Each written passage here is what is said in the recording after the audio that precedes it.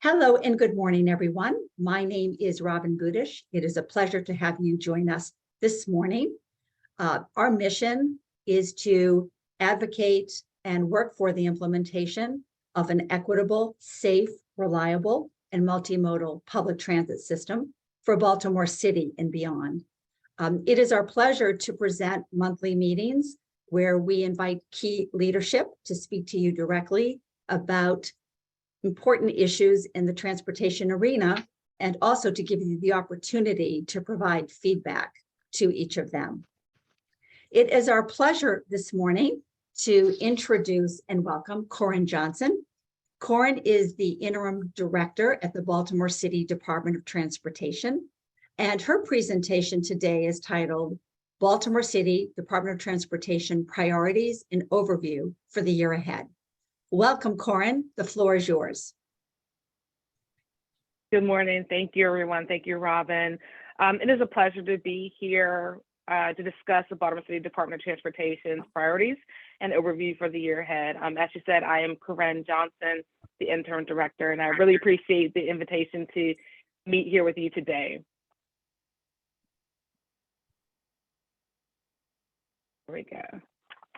All right, so as far as what we will be discussing today, it's really going to be, like you said, an agency overview, along with touches on recent grant and project awards and update on various projects, transit, and our dockless program.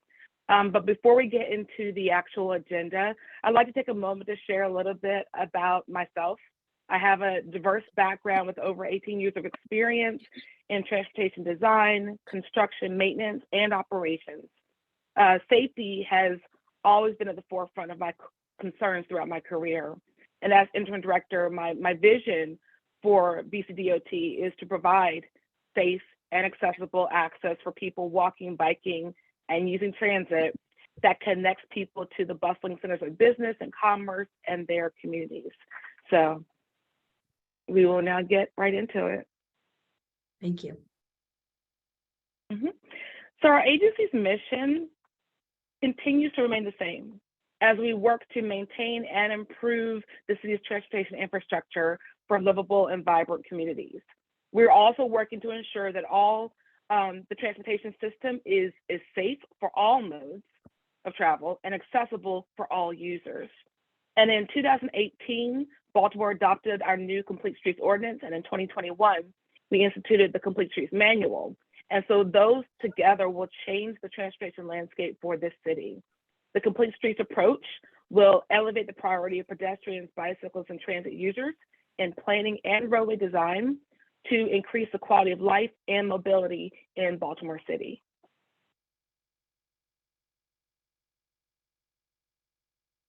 So here's just a high-level overview. At DOT, we have a number of different divisions that work to provide a variety of public services for residents of Baltimore City every day, including traffic and construction operations, planning, transit, and of course, our administrative functions.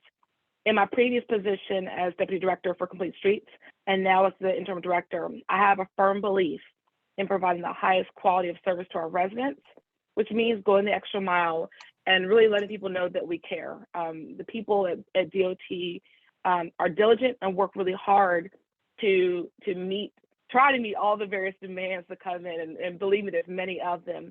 But what I see at the forefront of every moment that we are collaborating and having meetings and discussing and trying to respond is that people are very much passionate and care about the work that they do.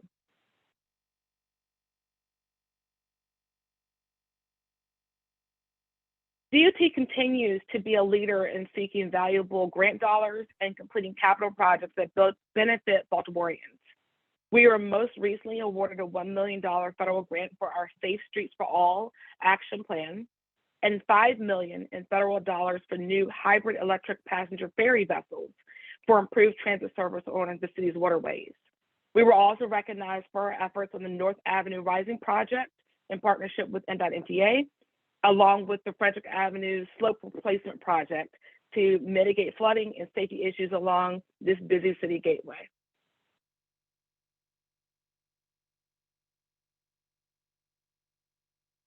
Some of our recent project awards also include several footway reconstruction contracts along with contracts for curb reconstruction and concrete slab repairs. We are also in the process of finalizing a contract for the replacement of the Wilkins Avenue Bridge over Gwynns Falls, along with a contract for intersection safety improvements. And we recently advertised 12 contracts involving roadway resurfacing and repairs, along with pedestrian safety improvements.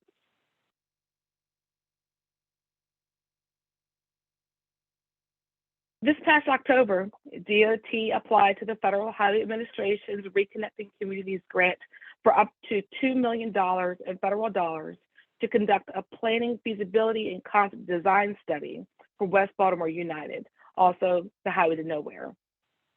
We are now working to bring together the West Baltimore United stakeholder work group. And just last night, we held a public listening session with area residents and community leaders. We are very excited about the potential of this transformative effort. And if successful, which we hope it is, this project will have generational impacts on neighborhoods that have been historically marginalized and overlooked. And so please do take a search on our website, search for information. There will be a application process to those that are interested in being a part of that stakeholder work group. And so we want to be a myriad of representation from all different levels and walks of life for this time where we have it's almost like the stars have aligned, where we have support from our federal congressional leadership all the way down to our local level. So this is an opportune time for this effort.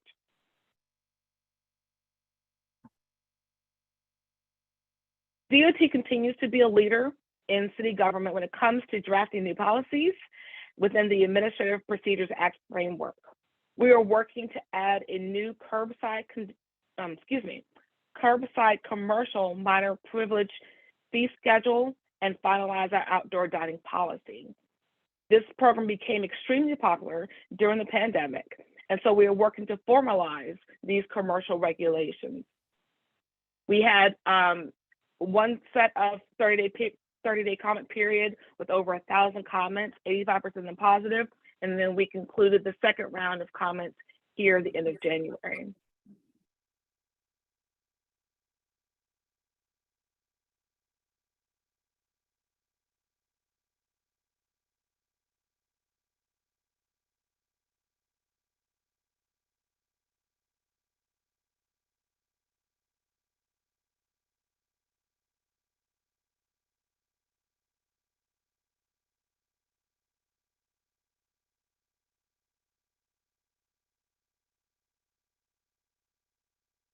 I believe Director Johnson's having some audio issues. So we'll just be patient till she's able to rejoin us.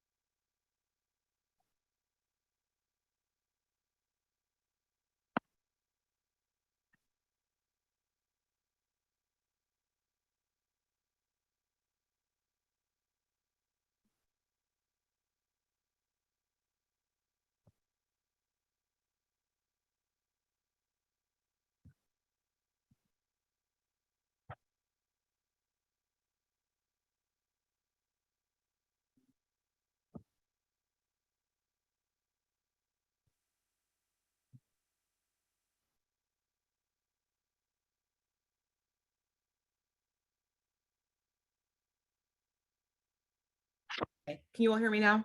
Yes. All right. Sorry about that. I was connected to audio via my phone and then I got disconnected somehow. All right. Let me get this set back up. All right. So, okay. Picking up where I left off. So we are working closely with the Baltimore City Parking Authority and other municipal partners to finalize a comprehensive set of regulations regarding the electric vehicle chargers. And these regulations will provide for the equitable and consistent installation and expansion of EV infrastructure across the city.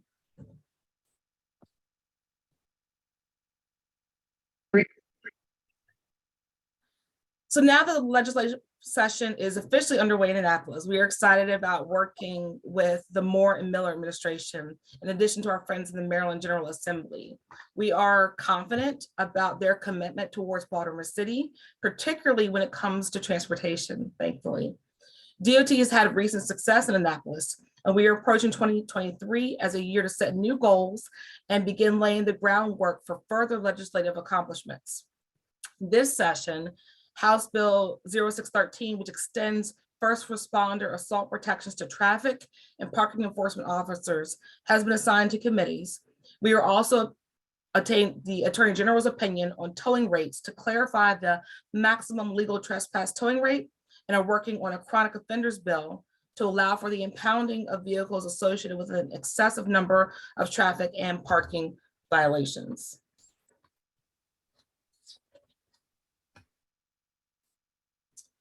So thanks to a great working relationship we established with the new vendor that we've been working on through the transition period, things are looking up for the Charm City Circulator. During this transition period, they had successful hiring events held with ongoing training for drivers, vehicle inspections and repairs that have been completed, and buses that have been upgraded with new tracking technology. We also provided consistent service communications with the public and promoted a new and improved tracking app for riders. DOT looks forward to working with this new vendor, and we remain committed to providing safe and reliable circulator service for Baltimore residents, stakeholders, and visitors to our great city.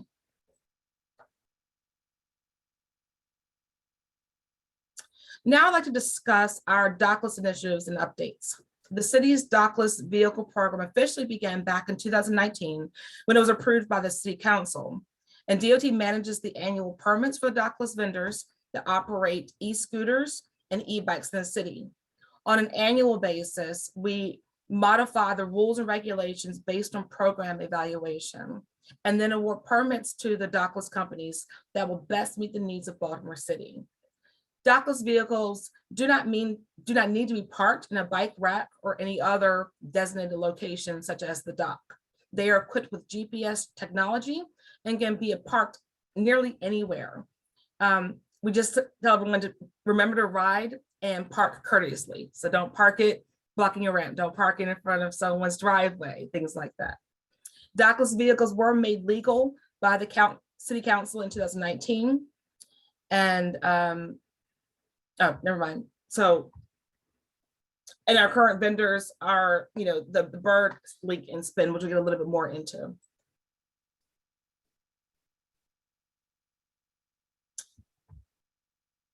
So during the permitting process, Spin was the first operator to be awarded a permit renewal in this city, which is based on compliance with BCDOT requirements and our community feedback.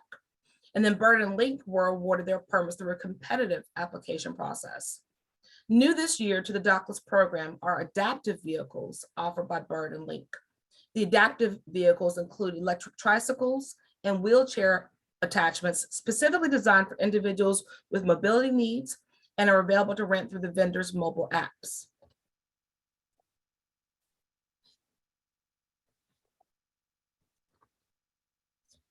So our role in the dockless program is to act in the best interest of the public to provide an additional transportation option in Baltimore. We set the program goals and align city policies to achieve these goals. We are also responsible for establishing funding mechanisms for program support and sustainability and convening program stakeholders for program evaluation.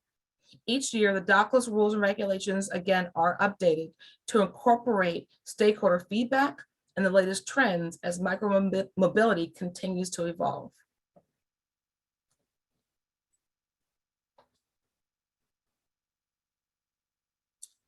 Following the end of the Baltimore bike share back in 2018, the dockless vehicles were launched in the city. This initiative first started as a pilot program and then was codified in 2019. And so these annual permits are issued through a competitive process. And in 2022, DOT offered the first permit renewal to Spin.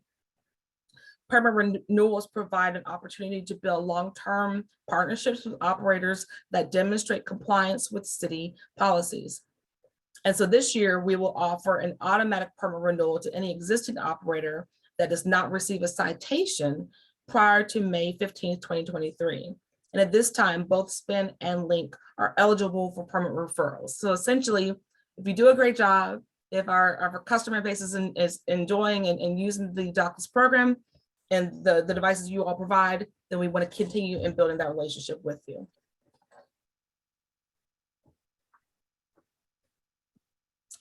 The annual permit process allows us to complete programmatic iterations.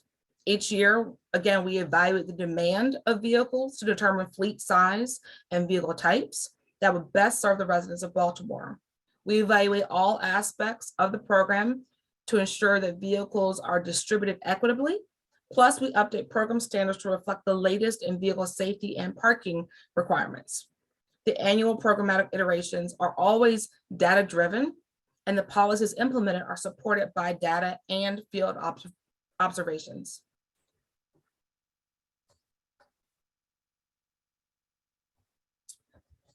So equity zones, of course, are very essential to part of our dockless vehicle program that are designed to help increase access across the city. By requiring each company to deploy vehicles in each zone every morning, services provided to underserved areas, and users without smartphones will know where they may reliably find them. The equity zones were selected in collaboration with the Parking Authority of Baltimore City and the Department of Planning. Zones were placed in areas where there was a lack of service during the dockless vehicle pilot. We also considered areas with proximity to safe infrastructure for riding and to amenities with the potential to spur ridership growth, such as neighborhood main streets. The map on the left shows the citywide distribution of dockless vehicle trips prior to implementing the equity zones. And of course, the map on the right shows the citywide distribution after those zones were implemented. The equity zones helped expand ridership to more areas of the city beyond the downtown business district and the inner harbor. And areas that saw the greatest growth in ridership were located along the light rail and metro lines that support connections to transit.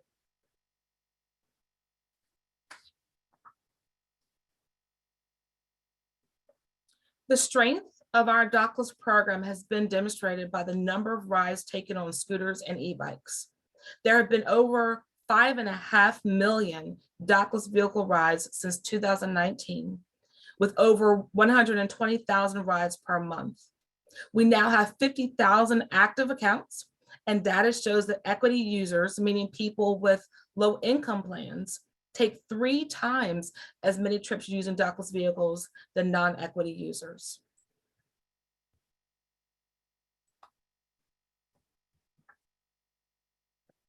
Looking ahead through 2023, DOT wants to strengthen our partnerships with existing operators, especially those that have demonstrated compliance with city requirements and have engaged with the local community. Compliant operators offer the most consistent and equitable service for the city.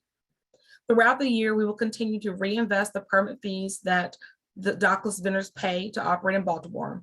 The permit fees support a program consultant, the data dashboard used to monitor compliance and track trends. We will also use the fees for the installation and maintenance of bike infrastructure and parking corrals, along with community engagement.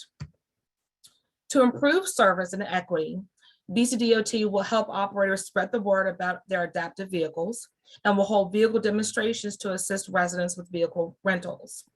We also continue our outreach to equity and access zones to inform residents about the program, and will update program regulations as needed to support equitable and accessible sustainable transportation options.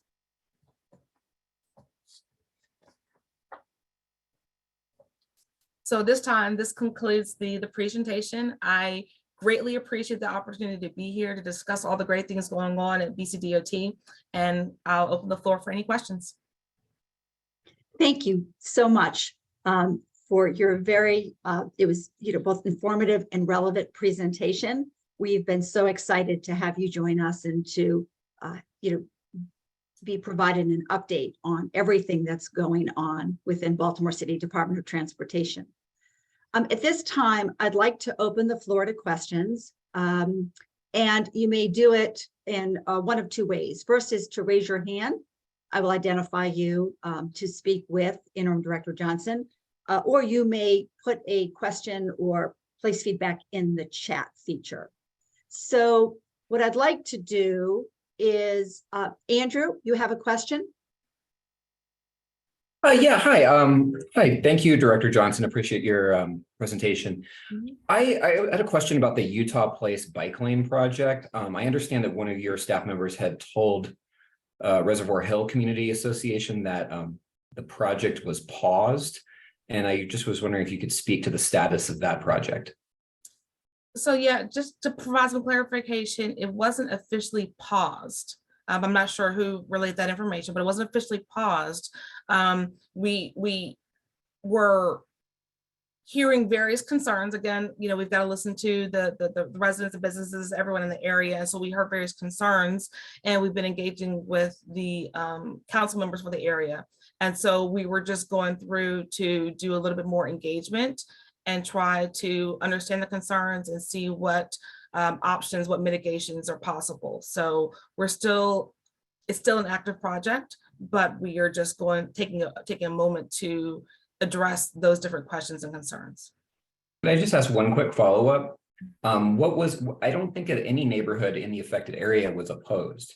I know there were some businesses that were, but I think that there was a misnomer that my neighborhood, Bolton Hill, was opposed, and that might have been erroneously conveyed. Was that part of the neighbor concerns that you were hearing? I can't recall anything specific regarding Bolton Hill, but any of the concerns that came in, I know we've gotten those for support, and we've gotten those that express concerns as well. So all of those have been forwarded over to the planner who's managing the project. And so we are taking all those into consideration. But if you all were not opposed to it, then I'm sure we know that you were not opposed to it and that you're welcoming the project. Omar? Hi, hopefully you guys can hear me. Yes. Yes.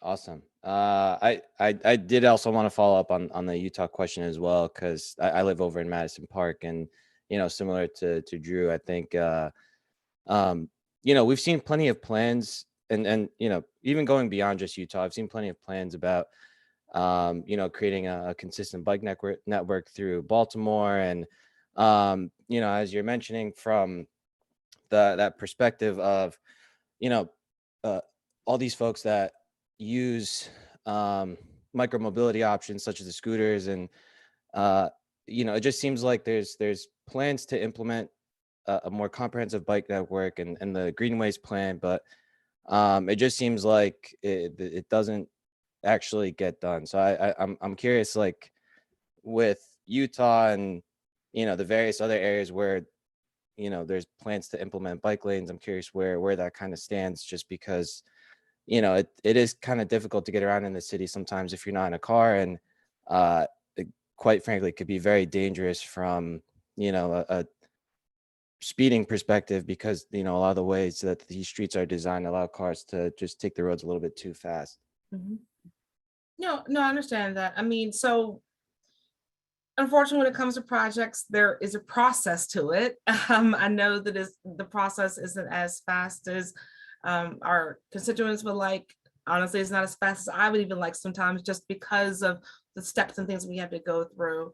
But we are still moving forward in projects, and bikes or the other transportation options are a priority. You know, we've seen that as we've gone through and made changes to projects that are already in construction. We're making some changes to the design. We're listening. It's about listening, collaboration. Believe me, I've in my previous position fought hard to get some improvements, like on Central Avenue. So I know it's a little different than when we're talking about in the neighborhoods. That's more in the centralized area there in the city, but that's just one example of where, you know, I fought hard for complete streets and for prioritizing the cycle track along that area and those improvements.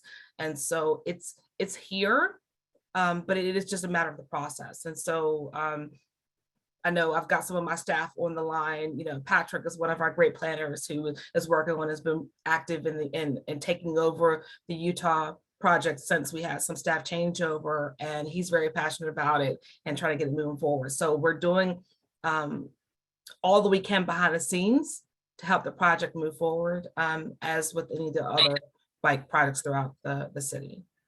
So. Thank you. Sue? Good morning. Thank you. This is I can barely hear you, Sue. Sue, would you be able to turn the volume up a little, please? Or get closer to the microphone, actually. Mhm.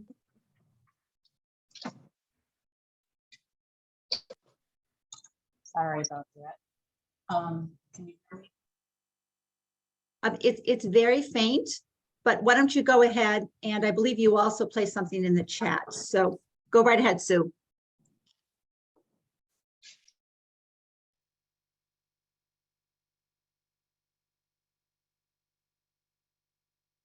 All right, we'll come back to Sue. Klaus?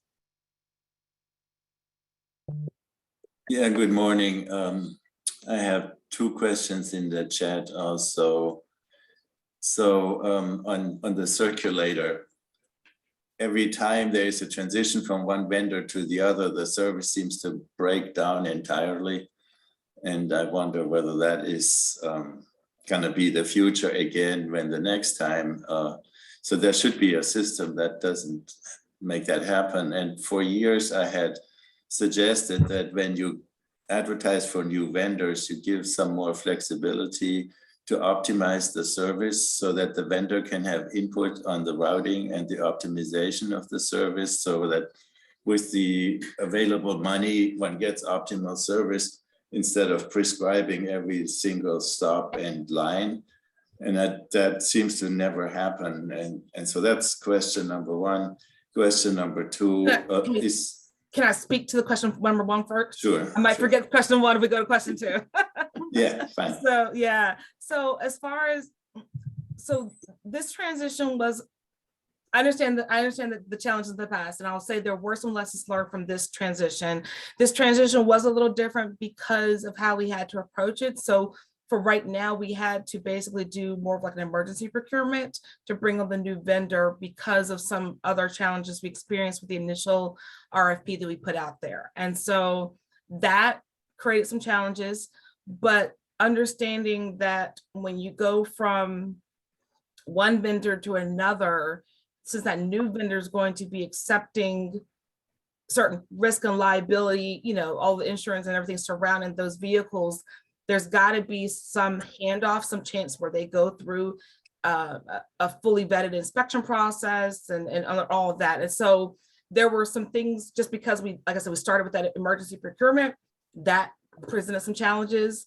And then the extent of the inspection and repairs and things that the new vendor identified and wanted to make happen, that kind of created some issues as well. But then also, unfortunately, because of the scenario between the old vendor and the new, they had to do some additional hiring. So some of the staff was able to transition from one vendor to the other, but because of the point where the initial vendor was, let's say, winding down, there were, you know, as an employee, you got to imagine that if you don't know something for sure, you're going to make sure that come the end of said contract that you are gainfully employed. And so some of the operators started looking for employment elsewhere. So to say that, we do have a list of lessons learned. For example, one of the things I said I do not want to do is I'm trying to build it in and try to figure out how we can get some type of extension or something, is I don't want to do it right there on a holiday weekend anymore, you know? So I'm like, we need to try to figure out when is the, let's say maybe the lower usage seasonally, and then try to have that transition during that time frame potentially, so there's less of an impact. And as far as the route optimization, the thing is when we develop any of the routes, we've got to go through certain review process, public engagement process, and things like that. And so it's, while it would be nice to have some input from the new vendor, that process would then create its own issues being after the fact. And it wouldn't just be able to be, say, dictated or guided by that vendor. So I don't know if there's a way. I mean, now, of course, if they are seeing something, so the First Transit who's out there right now is our vendor, if they're seeing some things, they have some suggestions, then we definitely are open to receiving those comments from them, and then can factor those into any of our, future change the routes and things like that. So we have that relationship with them where we can factor in their comments, but it just works a little different because of our city process. So. And then your second question? The second question also about transit and your relationship to MTA, and yesterday in the meeting about reconnecting, that came up as the RAISE grant for the East-West corridor, which includes probably similar measures as you took on North Avenue, but this time on the Route 40 corridor, and how that interacts with the RAISE grant, the reconnecting grant for the Highway to Nowhere, if you get it. But aside from that reconnecting grant, just what are you doing on this RAISE? Where is it right now on the East-West corridor? And in general, how is your collaboration with MTA in terms of accelerating bus across the city with signal priority and lanes and all the whole bit, enforcing the lanes and all of that? Well, no, I mean, we went over the RAISE, we went for the RAISE grant in partnership with MTA. So we have developed a great working relationship with them. There are certain senior level coordination, partnership meetings we have, and there's also meetings down at the lower level. So I know I've got some staff on here. I can't see because there's so many people. I don't know specifically who's online that might be able to speak a little bit more to the RAISE grant efforts. DOT team, anyone here that could give some? Good morning, this is Montre Jones. Thank you, Montre. So yes, we are partnered with the MTA on the RAISE grant, and that's for the blue and orange line for MTA services. And what is happening now is we're in the 30% design process, looking at where we can implement ADA improvements and redesigning bus stops to make those ADA accessible as well. Also changing for TSP, so transit signal priority, which will increase the bus speeds, and adding bus lanes. So we're doing a lot of community outreach right now because that will affect people's parking and things of that nature.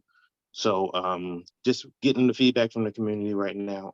There's actually a meeting coming up on, I believe, the 25th of this month. And I'll put that information in the chat.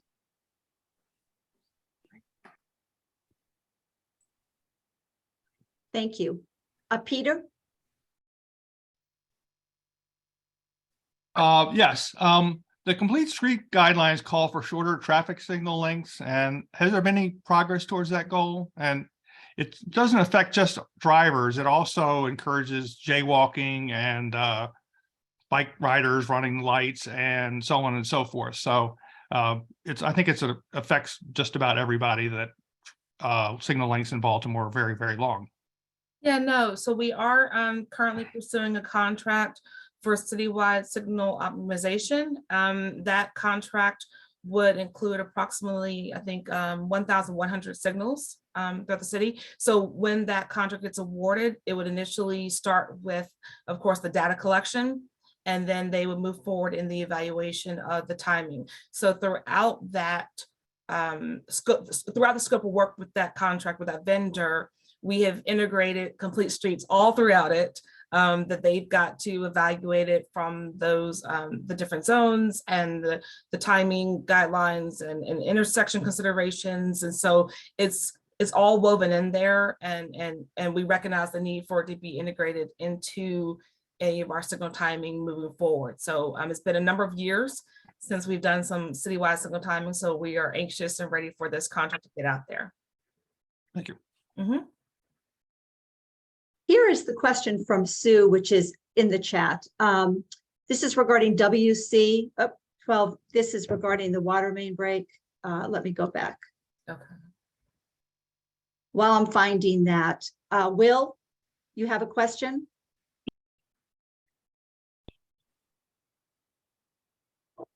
Hi, yes. So I was sort of going off of, I guess it'll be answered probably by somebody with MDOT, but when I was reading the feedback from bus riders for the East-West corridor study, one of the most popular features was a transit street on Baltimore Street. Now that's like almost, that should be an easy one because that's like almost the absence of something, like the absence of motor vehicles being allowed there rather than something that needs to be constructed. That seems like something that you don't need, you know, a federal grant for. So I was wondering if that is kind of, you know, I mean, outside of the planning or whatever, is that something that is on the table? Is there, you know, that part of the raise grant process? Could that be an option? Yeah, I'm just wondering about that. Thank you. So I don't want to put anybody on the spot, but I believe we actually have Holly Arnold, an administrator with us from MTA. Holly or MTA team, would you be able to speak to that? Hey, how are you, Corinne? How is Hi everyone? there, thank you. Yeah, absolutely. So for the East-West Corridor project, which is the more kind of longer term, and I say long term, but I'm hoping it's more like medium term project that we're advancing, is different than the East-West Raise grant that Montre was talking about earlier. So for the East-West Raise grant, we're primarily looking at dedicated bus lanes. If we were to move forward with a transit street on Baltimore Street, obviously the East-West and the Raise project would benefit from that. So that's something we have to coordinate with Baltimore City DOT over the next several months as we're making decisions on those projects. And hey, Robin, if I can jump in. So I'm being mindful of the time because I know we have the delegate online to speak as well, I believe. And so my team is on here. They're going to take pictures of all these questions. What we can do is provide some responses and then send those directly to you. And if you would have a way of sharing them out to the people, then that way we can make sure the questions are addressed, but there's still, you know, time for the rest of the presentation. Sure. So we still have time. Oh, you do? Okay. On the calendar, yes. Okay. So All right. Delegate Edelson is going to speak for about 10 minutes, but Okay. I'm going to make your life a lot easier, Corren. I'm going to send you and your team all of the messages in the chat. That would be So great. we'll send you a full transcript of that. And then we look forward to, you know, receiving responses to those. I did locate Sue's question. This is regarding WST 1290. Will Baltimore City DOT communicate in advance with MTA due to disruption on traffic on Charles and Calvert streets?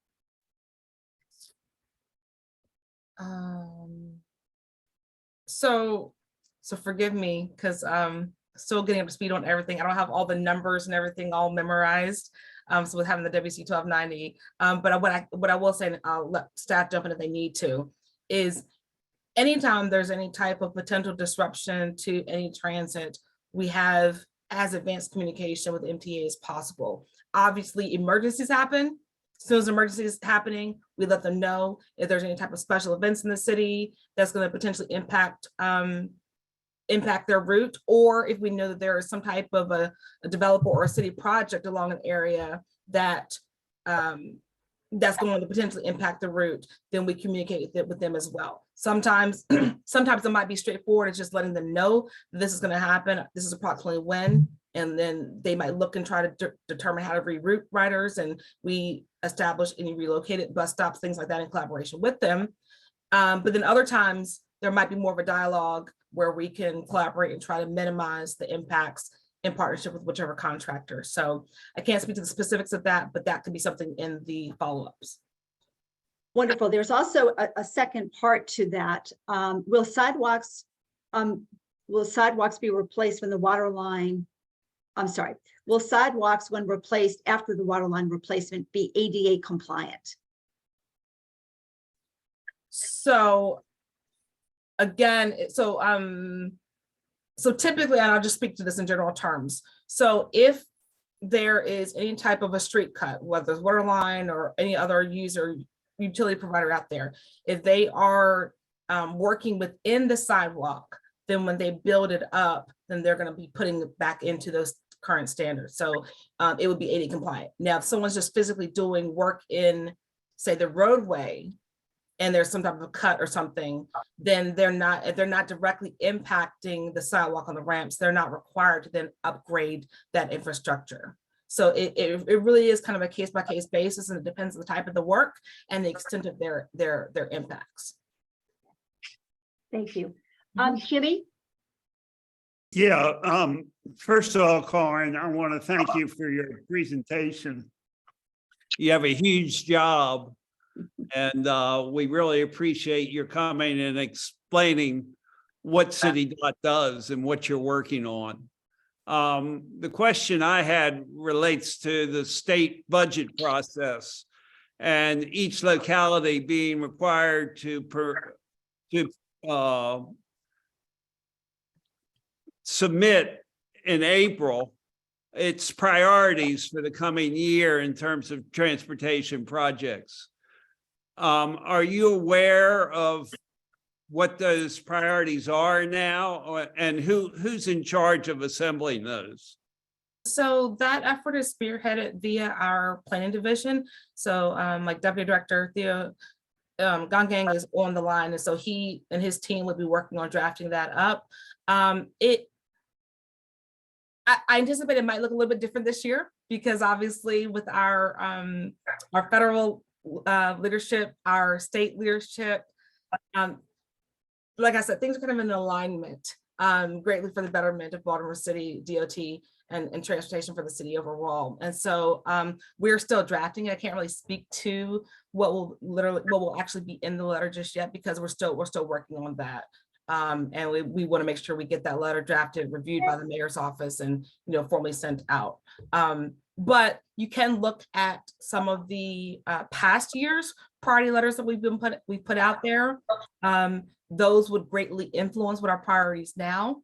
There might be some changes to it, but many of those priorities of the past will still be likely included on this year's priority letter. Thank you. Mm-hmm.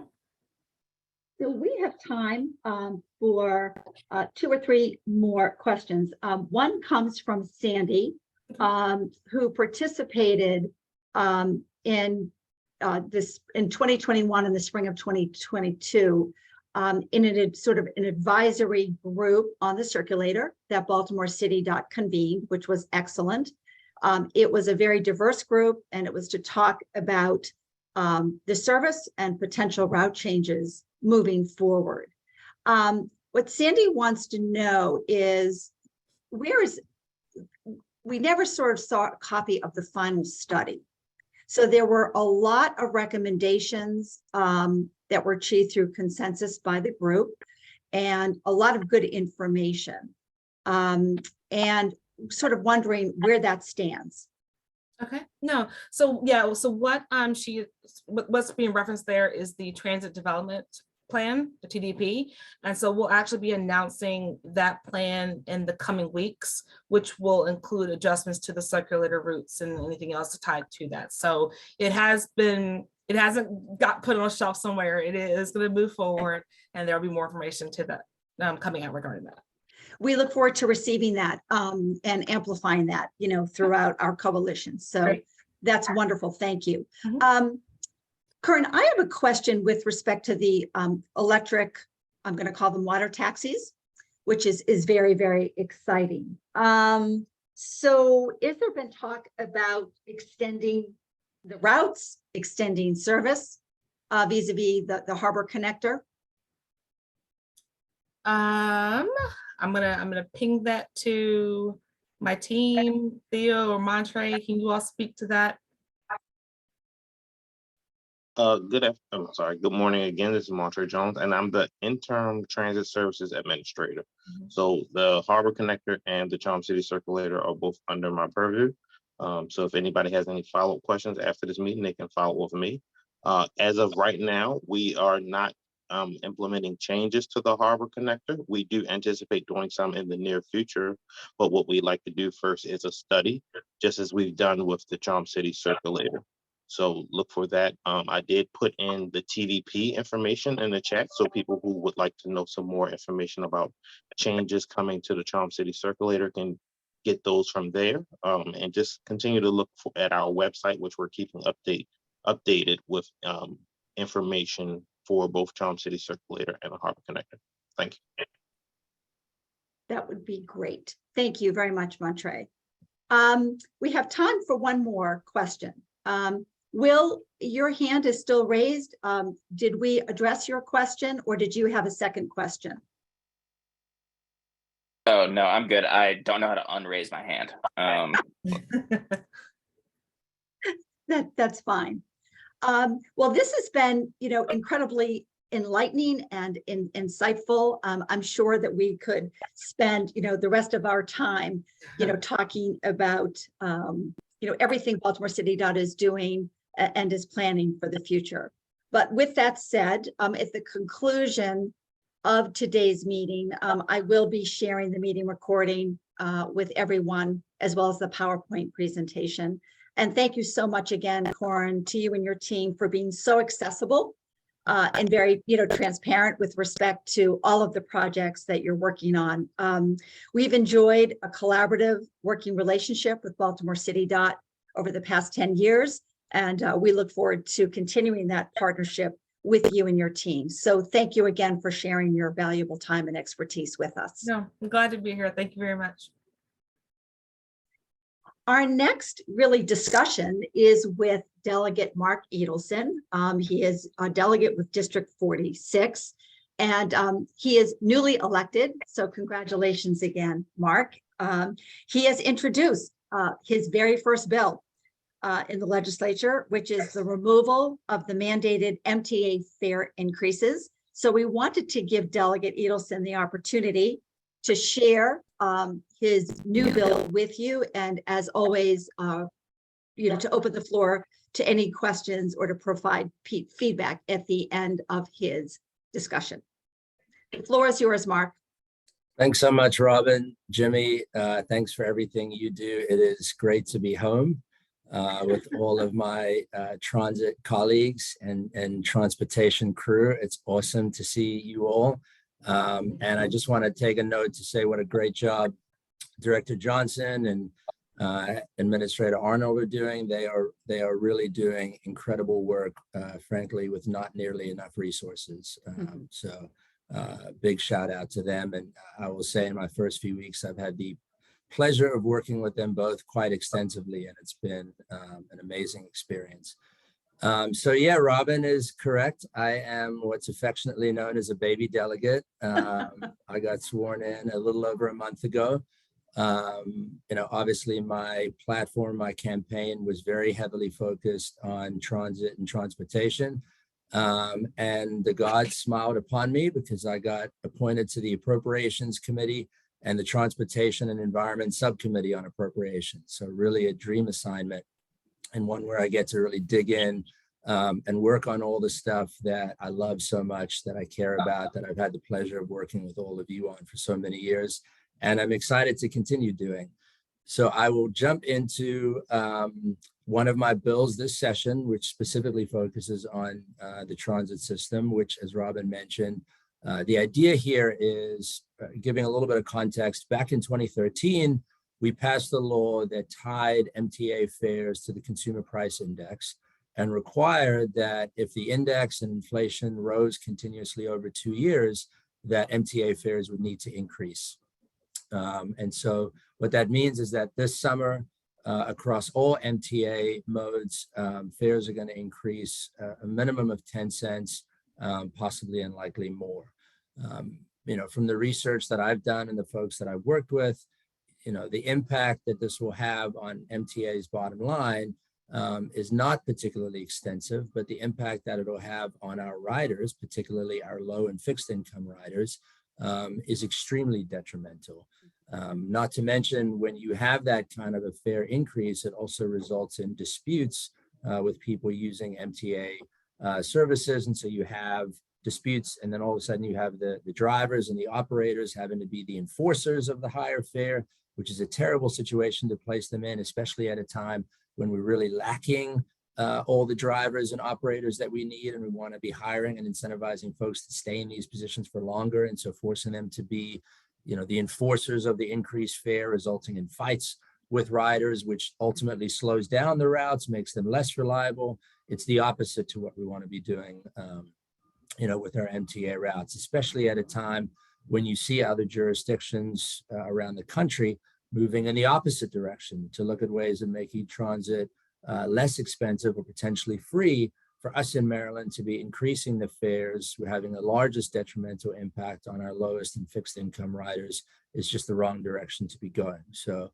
I am very excited to be joined by Senator Hedelman in the Senate and a whole host of stakeholders, businesses, riders, advocates across the transit spectrum in support of this bill, which ultimately would essentially repeal that requirement that MTA fares be tied to inflation and give MTA the authority to set the fares, which is really how the system should operate. That it should be up to MTA with obviously notice and a hearing to the public that if fares are going to increase, we have the opportunity to know it, but that if MTA wants to do creative things like have senior discounted fares or discounts for youth or free fare days like we had a couple weeks ago, MTA should have the discretion to do that. And I think that would make for a much more cleaner, simpler, more reliable system. And so that is really the goal of this bill, to uncouple MTA fares from inflation and give the authority to MTA to set the fares. So there you have it. And with that, I'm happy to hear any thoughts, ideas, or take any questions. So Mark, I'll start things off. What are the next steps regarding the bill? And let me just also say real quick, I'm going to put my email in the chat. Oh, never mind, I just sent that only to Sue. Sue, now you have my email. Now I'll give it to everybody else as well.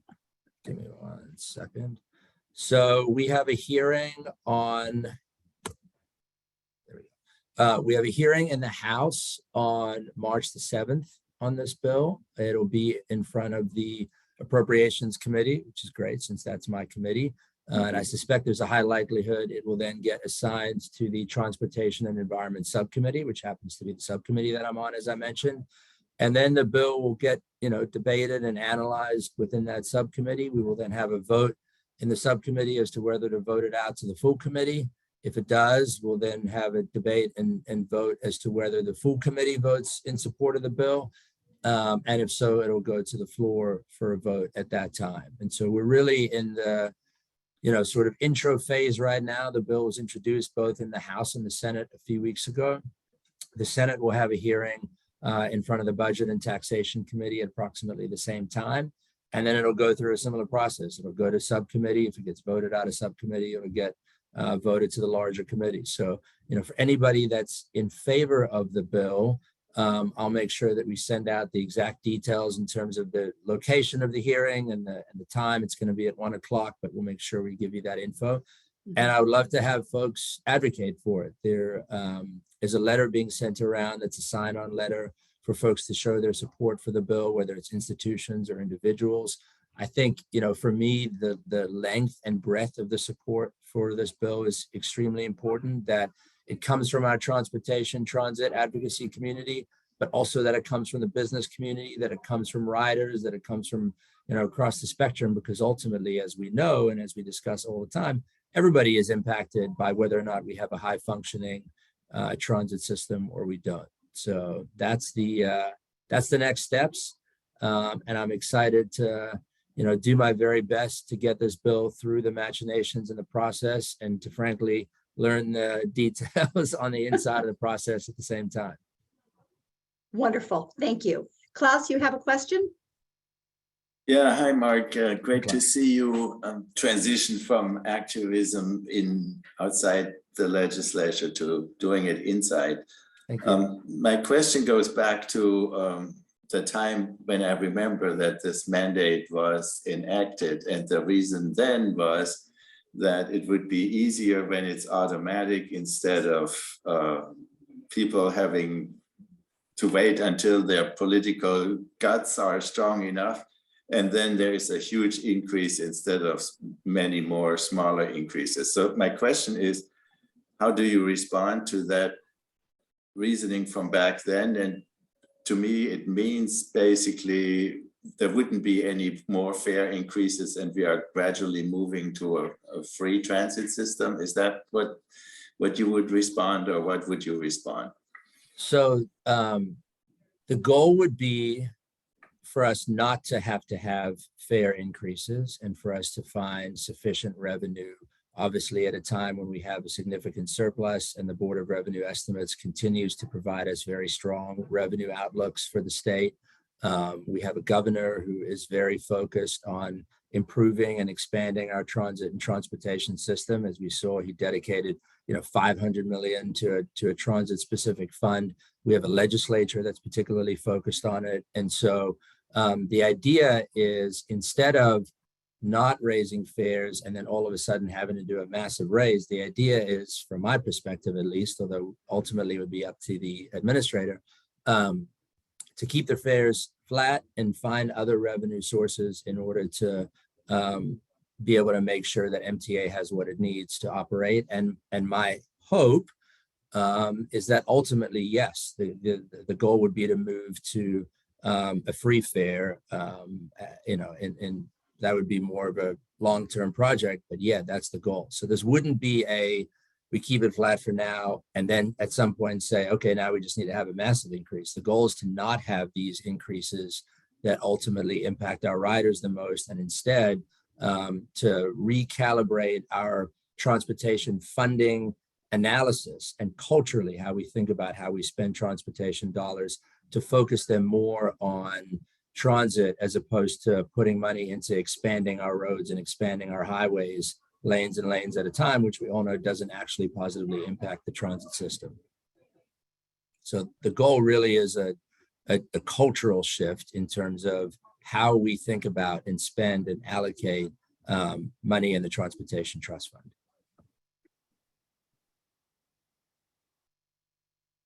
Excellent. Are there any other questions or feedback?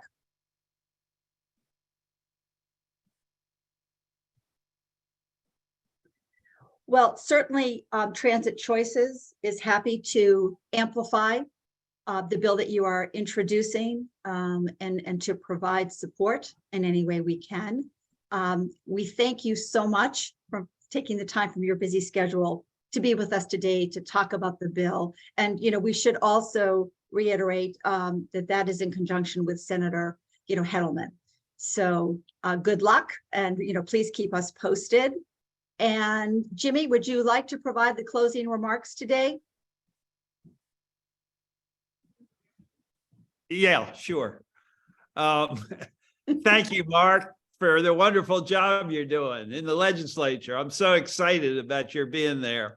Thanks, Jimmy. And thank all the people who tuned in today for some really good questions. And it's your all's participation that makes these meetings worthwhile. Yes.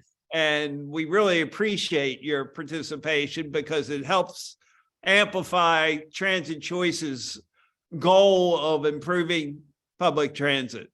And to have Mark in the legislature is even better in helping us achieve that goal. So thank you, Mark. Thank you so much. I appreciate your mentioning, Robin, that I have a busy schedule, which I do. I have an insane schedule, but my preference would be to be with you guys all day talking about transit and transportation. So this is where I'm most happy. Well, thank you again. And to each of you, look forward to sending out information regarding our upcoming March meeting, which will be a very exciting sort of agenda as well. So we hope you have a wonderful day. Again, we so appreciate your time, your attention, and your support of the work that we're doing. And we will be in touch. So please take care. Bye-bye.